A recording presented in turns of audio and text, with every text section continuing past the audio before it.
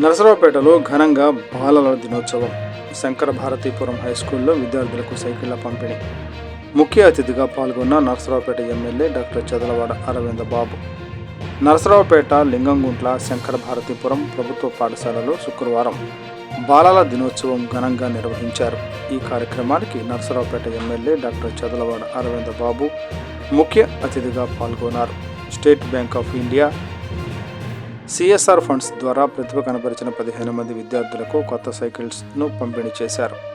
MLA మాట్లాడుతూ బాలల దినోత్సవం అంటే కేవలం సంబరాలు మాత్రమే కాదు, బాలల భవిష్యత్తును బలోపేతం చేసే సందర్భంగా కూడా అని అన్నారు.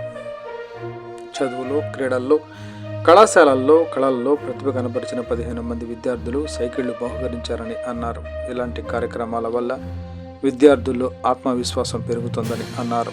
ఈ కార్యక్రమంలో ఉమ్మడి కూటమి నాయకులు, state bank of India regional manager, సిబ్బంది పాల్గొన్నారు.